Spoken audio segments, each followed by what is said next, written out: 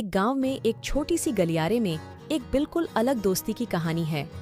गलियारे के एक कोने में एक छोटी सी खरगोश रहता था जिसका नाम बिल्कुल था। वह बहुत ही खुशनुमा और खिलखिलाते चेहरे वाला था। उसके साथ गलियारे के दूसरे कोने में एक छोटा सा चूहा रहता था जिसका नाम चूचू था। चूचू भी बिल्कुल की तरह खुशनुमा और खिलखिलाते चेहरे वाला था। बिल्कुल और चूचू की दोस्ती गलियारे के बीच बड़ी अच्छी थी। वे एक दूसरे के साथ खेलते, बातें करते और बहुत मजा करते थे। गलियारे के बड़े पेड़ों के नीचे बैठकर वे धूप की किरणों को देखकर खुश होते थे।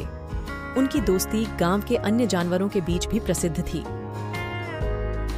एक दिन गलियारे में बड़ी बारिश हो गई। बिल्कुल और चूचू अपने घरों में छुप गए।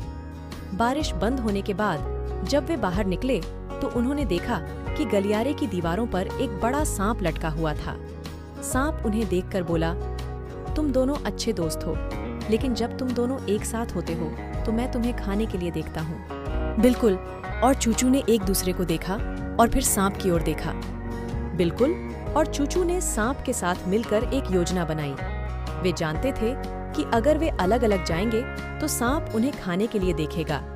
इसलिए वे मिलकर सांप को बहुत ही तेजी से दौड़ने लगे। बिल्कुल ने सांप की एक ओर ध्यान दिलाया और चूचू ने दूसरी ओर ध्यान दिलाया।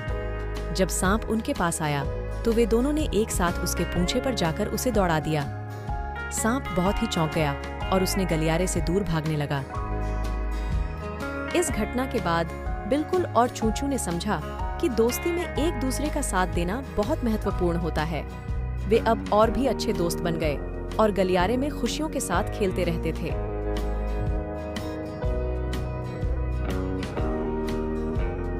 इस कहानी से हमें यह सीख मिलती है कि दोस्ती में विश्वास और साथीता का महत्व होता है। बिल्कुल और चूचू ने अपनी दोस्ती के माध्यम से एक संघर्ष को पार किया और साथ मिलकर समस्याओं का सामना किया। इसके अलावा यह हमें यह भी याद दिलाता है कि समस्याओं का सामना करने के लिए सहयोग और एकता की आवश्यकता होती है।